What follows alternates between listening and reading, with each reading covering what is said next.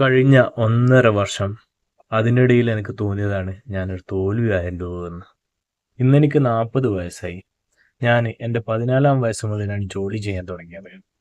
അന്ന് തൊട്ട് ഇന്ന് വരെ ജയിച്ചിട്ടില്ലെങ്കിലും തോറ്റിട്ടുമില്ലായിരുന്നു. ഞാനിപ്പോൾ ബാംഗ്ലൂരിലാണുള്ളത്. ഇവിടേക്ക് വരാനുള്ള കാരണം ഒരു ഒളിച്ചോട്ടം തന്നെയായിരുന്നു.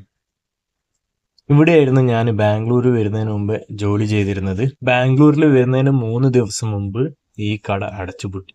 ആ അവസാനത്തെ ദിവസത്തെ വീഡിയോ ആണിത്. ഞാൻ ദുബൈയിൽ നിന്ന് രക്ഷപ്പെട്ട് ഇങ്ങോട്ട് വന്നതിന് ശേഷം ഇവിടെ ജോലി ചെയ്തു. ഇവിടെ എനിക്ക് 15,000 രൂപയായിരുന്നു ശമ്പളം. എനിക്കിവിടെ ശമ്പളവും കാര്യങ്ങളും ചിലവൊന്നും അറിയില്ലായിരുന്നു.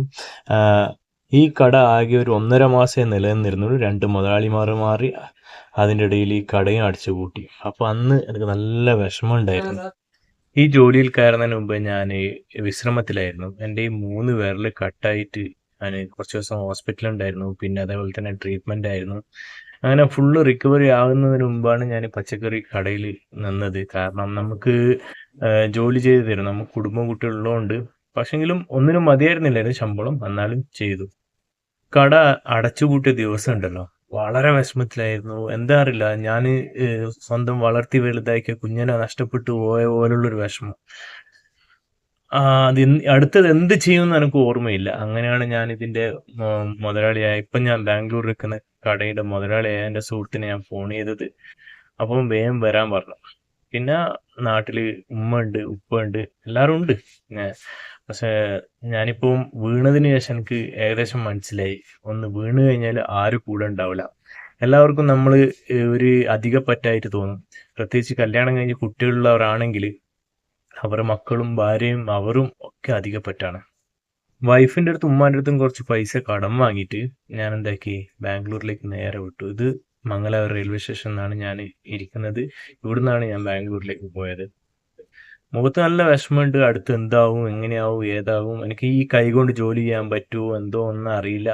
എന്നാലും ഞാൻ അങ്ങ് റെഡിയായി. പോവാം, നാട് വിടാം, ഒരു ഒളിച്ചോടണം. കാരണം വെച്ചാൽ കുറേ പരിഹാസങ്ങളും കുത്തുവാക്കുകളും എല്ലാം കേട്ടു.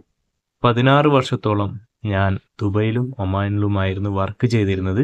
നമ്മൾ ഗൾഫിലേക്ക് പോകുമ്പോൾ കുടുംബവും നാടും ഒക്കെ വിട്ട് പോകുന്ന ഒരു വിഷമം ഉണ്ടെങ്കിലും ഒരു ഹോപ്പ് ഉണ്ടാകും എപ്പോഴും. ഞാൻ ഇപ്രാവശ്യം പോയി കഴിഞ്ഞാൽ നമ്മളെ കുറച്ച് കഷ്ടപ്പാടുകൾ മാറ്റിക്കൊടുക്കാം, വീട് വെക്കാം, അല്ലെങ്കിൽ നമ്മളെ കാര്യങ്ങളെല്ലാം നല്ല സ്മൂത്തായിട്ട് പോകും എന്നുള്ളത്. പക്ഷേങ്കിൽ ഈ ബാംഗ്ലൂർ പോകുമ്പോൾ യാതൊരുവിധ പ്രതീക്ഷയില്ലാതെയാണ് ഞാൻ പോകുന്നത്. ജസ്റ്റ് നമ്മൾ അവിടെ പോവുക, ചെലവിനുള്ള പൈസ കൊടുക്കാം എന്നുള്ള ഒരൊറ്റൊരു ചിന്ത മാത്രം. അപ്പോൾ ഞാൻ അവിടെ എത്തി.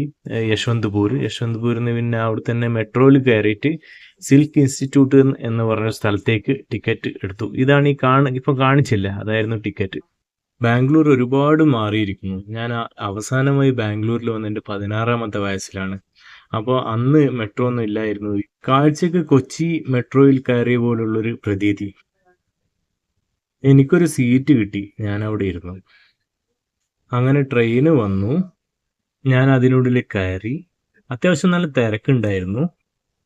സിൽക്ക് ഇൻസ്റ്റിറ്റ്യൂട്ടിൽ നിന്ന് പുറത്തിറങ്ങിയിട്ട് ഞാൻ അവിടെ ചോദിച്ചിട്ട് ആറോവള്ളി എന്ന് പറഞ്ഞൊരു സ്ഥലത്ത് പോകുന്നൊരു ബസ്സിൽ ഇരുന്നു.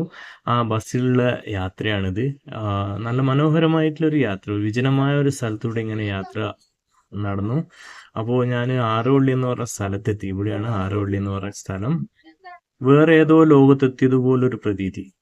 ഞാനിവിടെ ആദ്യം ആയതുകൊണ്ട് ഒന്നും മനസ്സിലായില്ല. പിന്നെ ഫോൺ ഉണ്ടായിരുന്നു. ആ ബോസിനെ വിളിച്ച് എങ്ങനെയാണ് പോകേണ്ടത്, ഏതിലൂടെ പോകേണ്ടതെന്ന് ചോദിച്ചിട്ട് അവിടെ ഞാൻ എത്തി. ആദ്യം വന്നത് ഈ റൂമിലാണ്. കുറച്ച് റെസ്റ്റ് എടുത്തു, പിന്നെ ഫുഡ് കഴിച്ചു. ഈ ഒരു താമസ സ്ഥലം, അവിടെ ഒരു സൂപ്പർ മാർക്കറ്റ് ഉണ്ട്. ഇതേ ബോസിന് അവർ ഇതാണ്. അടിപൊളി ദോശ, അടിപൊളി കറി, ചമ്മന്തി. ഈ കാണുന്നതാണ് തൊട്ടടുത്തുള്ള സ്ഥലം തന്നെ ആറോവള്ളി. ഒക്കെ കർഷകരുടെ സ്ഥലമാണ്. പിന്നെ അത് കഴിച്ച് ഞാൻ നേരെ ഈ റൂമിലേക്ക് വന്നു.